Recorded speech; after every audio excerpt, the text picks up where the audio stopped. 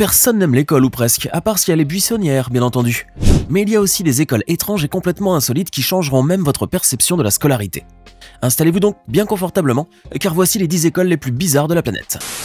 Vous qui détestez tant l'école au point de faire semblant d'être malade pour ne pas y aller, vous ne savez sûrement pas à quel point vous avez de la chance. Car pendant que vous êtes en train de pester contre votre établissement scolaire par pure hargne, d'autres n'ont même pas accès aux commodités de base. Et lorsque vous avez des classes climatisées dotées de mobilier confortable, d'autres encore doivent se contenter du pavé froid comme banc d'école. Voici l'école des Samaritains en Inde, un établissement scolaire de fortune dédié aux pauvres petits orphelins et situé à l'intérieur d'une gare ferroviaire. Ici, vous ne trouverez ni pupitre, ni tableau, ni craie. Mais il y a bien un professeur et des élèves, tous des orphelins qui vivent dans la rue. Leur enseignant est un brave bénévole qui a décidé un beau jour qu'il était de son devoir de prendre en charge l'éducation de ces malheureux. Depuis lors, son école, pour le moins minimaliste, a accueilli une bonne trentaine d'élèves à qui il a acheté des cahiers et des stylos sur ses propres deniers. On ne sait pas si ce charmant instituteur compte agrandir son école, mais on ne peut que lui souhaiter une très bonne continuation. Pouvez-vous imaginer une école où il n'y a pas de notes, pas de tests, encore moins de devoirs et où les cours ne sont pas obligatoires? Ça serait assurément la meilleure école du monde, mais vous vous dites certainement qu'un tel endroit relève de la chimère. Pourtant, une telle école existe bel et bien, et porte d'ailleurs le nom pour le moins explicite de la Brooklyn Free School. Située à Park Slope, un quartier du nord-ouest de Brooklyn, cette curieuse institution fonctionne selon le principe que les étudiants sont libres de choisir leur propre voie. Chacun d'entre eux peut ainsi décider quelle sorte de cours il veut suivre, et il faut dire que les matières qui y sont enseignées sont souvent délirantes. Jugez-en par vous-même. Art de la dégustation de fromage, astrologie, ou encore salon de discussion de livres où les participants n'ont même pas lu le bouquin. La plupart de ces cours extravagants sont dispensés par des professeurs bénévoles ou par des étudiants eux-mêmes. Et bien entendu, ces derniers ne passent pas d'examen, bien qu'ils obtiennent tout de même des diplômes. Bref, vous l'aurez bien compris, la Brooklyn Free School est une école vraiment pas comme les autres, et où la seule règle qui existe est de pas se prendre au sérieux. N'oubliez pas de cliquer ici pour vous abonner si vous aimez cette vidéo et d'activer la petite cloche des notifications, histoire de ne plus rater aucune de nos vidéos. Allez, on continue. Perchée à 5373 mètres d'altitude dans les montagnes du Tibet, l'école primaire de Puma Diantang est incontestablement l'établissement scolaire le plus haut du monde. Imaginez-vous être un des élèves de cette école et que vous deviez affronter chaque matin le manque d'oxygène et le froid glacial afin de pouvoir suivre vos cours. Ça fait froid dans le dos rien que d'y penser, n'est-ce pas? Pourtant, ces jeunes écoliers et leurs vaillants professeurs ne reculent ni devant la neige, ni devant l'apoplexie pour continuer à faire exister cette école. Et grâce à leurs efforts, leur établissement a pu se faire connaître du monde, puisqu'il a été enregistré au livre Guinness des records comme la plus haute école sur Terre. Détroit est la principale ville de l'État du Michigan, et c'est aussi le berceau de l'industrie automobile américaine puisque les Big Three, ou les trois grandes firmes General Motors, Ford et Chrysler, y sont implantées.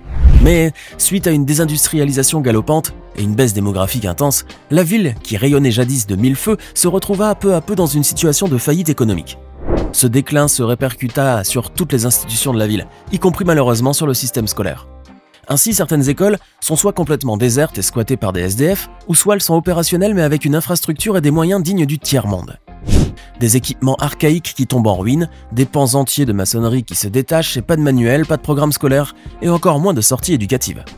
Le peu d'élèves et d'étudiants encore scolarisés dans ce type d'établissement manque de tout, ce qui a suscité la réaction d'innombrables personnes à tel point que des initiatives ont été entreprises pour y remédier. Direction maintenant l'Empire du Milieu. Car c'est dans la République populaire de Chine qu'on retrouve une des écoles les plus singulières et les plus étranges de la planète. Et à vrai dire, il ne s'agit pas d'une seule, mais de plusieurs écoles hors du commun, et on les appelle les écoles olympiques. Il y en a plus de 2000 dans tout le pays, et leur principale mission est de former les futurs athlètes olympiques chinois. C'est bien beau tout ça, seulement voilà, à l'intérieur de ces écoles règne une ambiance quasi militaire où l'on force des enfants souvent en bas âge à accomplir des exercices et des entraînements extrêmement exténuants. La sévérité de la discipline ainsi que les conditions effroyables d'entraînement font que ces écoles sont devenues de véritables cauchemars pour les élèves qui y sont inscrits. Mais dans la course aux médailles d'or olympiques, l'État chinois n'a pas fait grand-chose pour limiter la casse, préférant faire la sourde oreille face aux plaintes des parents et des étudiants. Les autorités jugent en effet que ce genre d'école est essentiel pour pouvoir former les futurs champions olympiques, fermant ainsi les yeux sur les choses abominables qui se passent entre leurs murs.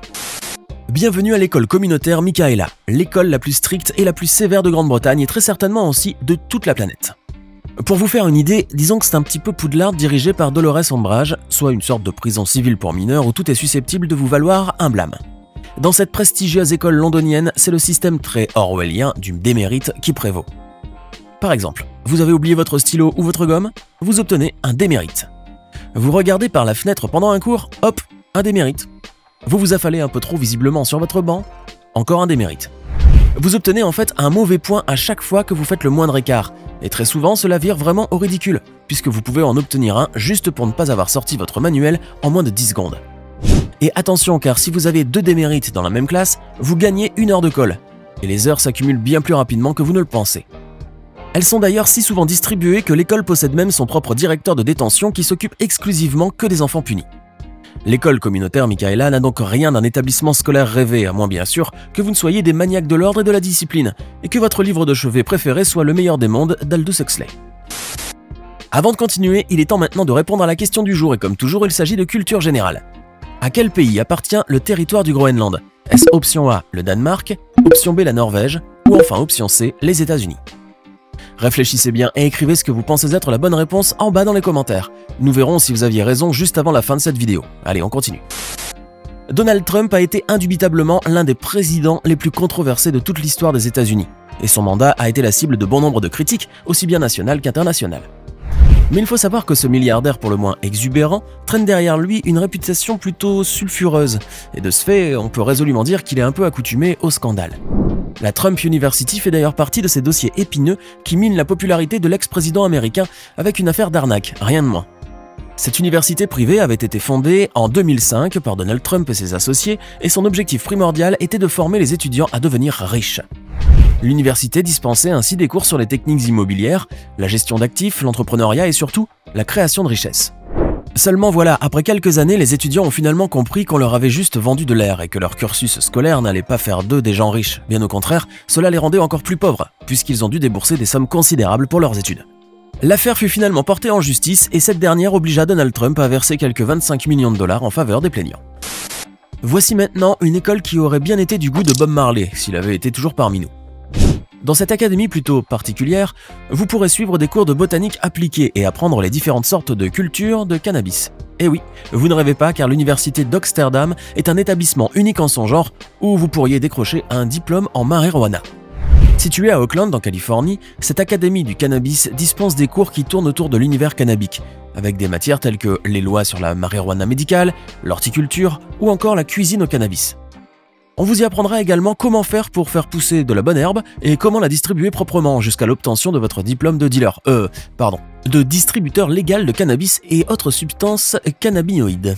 Mais si vous croyez que l'université d'Amsterdam ne se prend vraiment pas au sérieux, vous avez tort, car ici le cannabis est considéré comme une véritable philosophie de vie.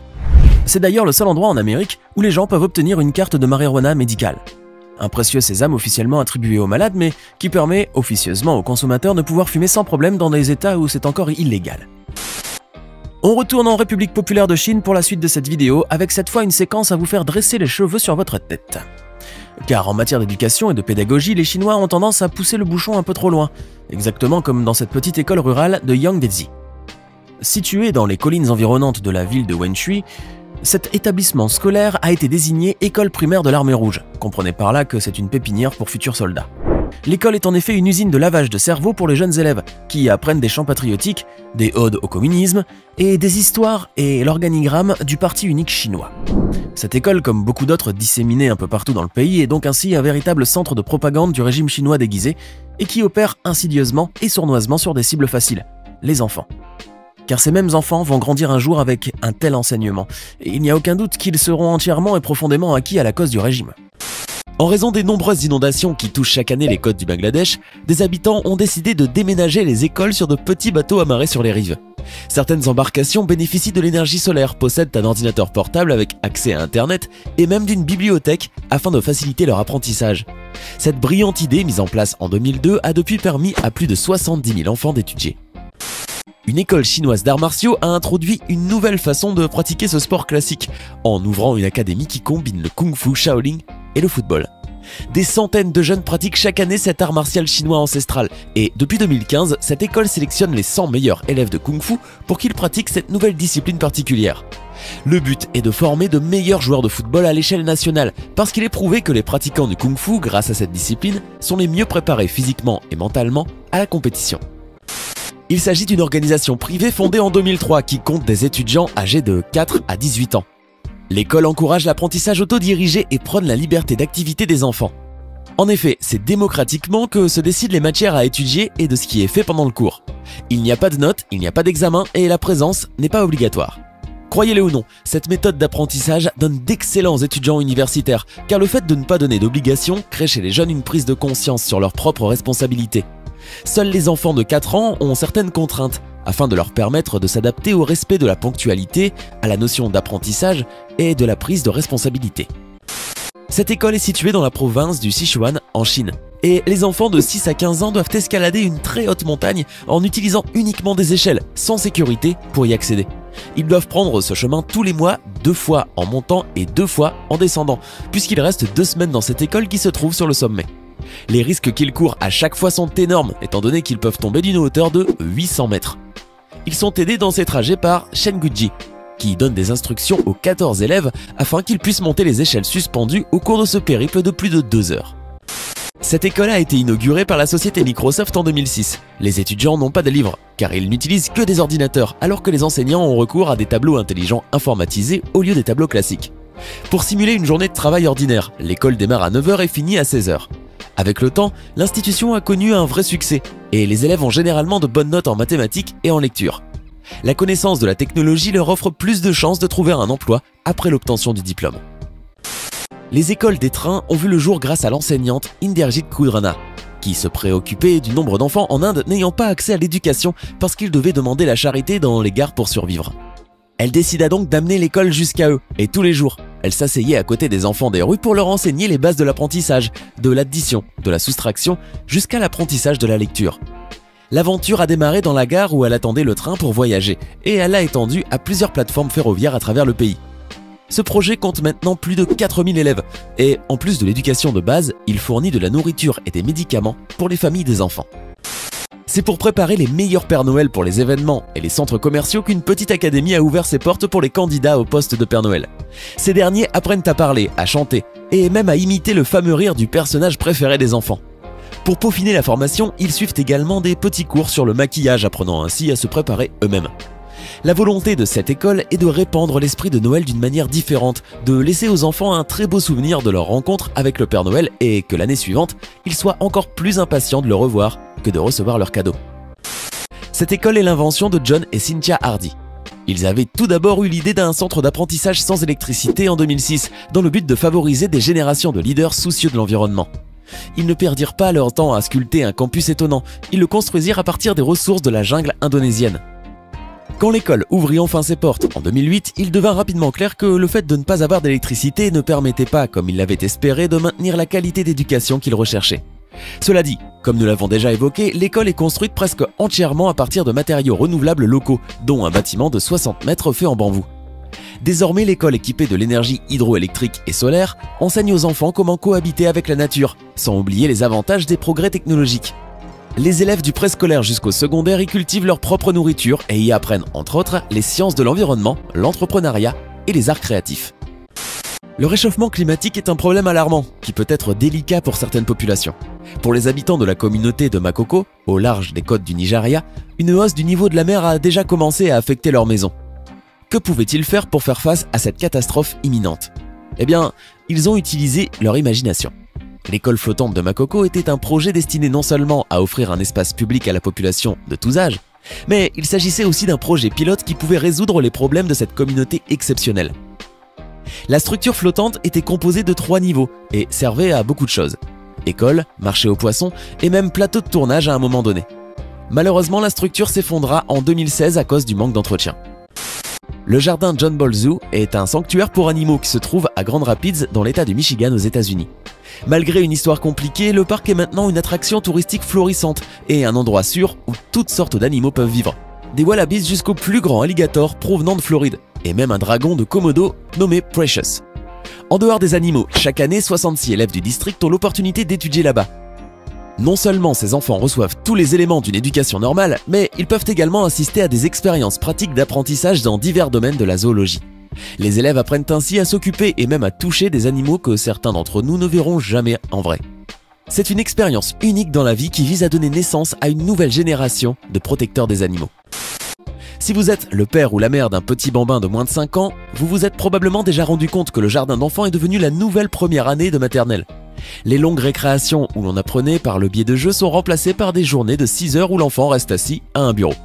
Or, dans un jardin d'enfants en forêt, les explorations donnent la part belle à l'apprentissage, plutôt qu'à des objectifs académiques irréalistes. Les enfants mangent, jouent et font même la sieste dehors, quel que soit le temps, qu'il y ait du soleil ou même de la neige. S'ils veulent grimper à un arbre, ils le font. S'ils veulent jouer dans une flaque d'eau, ils le feront. Les enseignants sont simplement là pour garder les enfants en sécurité et les aider. Cela peut ressembler à un grand bazar, or la construction d'un abri enseigne le travail d'équipe et la persévérance, tandis que la fabrication des jouets et des outils à partir des éléments de la forêt favorise aussi bien la créativité que la stratégie. De plus, la nature est pleine de mathématiques et de sciences pour les jeunes écoliers. Combien d'escargots y a-t-il sur cet arbre? Pourquoi pensez-vous qu'ils veulent manger ces feuilles plutôt que celles-ci? Le potentiel est sans fin. Et comme toujours sur votre chaîne YouTube préférée, nous vous avons réservé le meilleur pour la fin avec cette séquence qui nous vient tout droit de la ville des gangsters et les extrêmes en tout genre, Chicago. Pourtant, en matière d'éducation, il semblerait que l'université de Chicago ait fait des progrès considérables, voire quasiment révolutionnaires. L'université a en effet été classée première dans tous les États-Unis, en ce qui concerne la liberté d'expression au sein de son campus. En gros, ça veut dire que vous pouvez parler totalement librement là-bas, sans jamais être inquiété par qui que ce soit, dans la mesure bien sûr où vous respectez certaines règles élémentaires de courtoisie et de savoir-vivre. Mais ça veut dire aussi que le campus peut accueillir toute personne, y compris celle qui aurait des idées totalement divergentes ou qui paraîtraient inappropriées pour d'autres.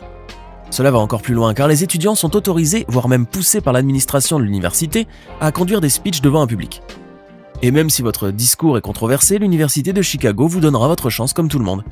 C'est finalement ce bon vieux principe voltairien de « je ne suis pas d'accord avec ce que vous dites, mais je me battrai à vos côtés pour que vous puissiez l'exprimer ». Sauf qu'en réalité, Voltaire n'a jamais dit ça. Mais cela n'empêchera pas pour autant le campus de Chicago de se transformer en une sorte d'agora des temps modernes. Maintenant, dites-nous dans les commentaires ce que vous pensez de ces écoles et universités, toutes plus bizarres les unes que les autres. Et pour le quiz du jour, la réponse est bien le A. Bien que peuplé à l'origine par des Inuits, le Groenland est en effet un pays constitutif du royaume de Danemark, qui le représente dans les instances internationales. J'espère que vous avez été nombreux à trouver la bonne réponse. N'oubliez pas de vous abonner et de cliquer ici pour regarder une autre de nos superbes vidéos.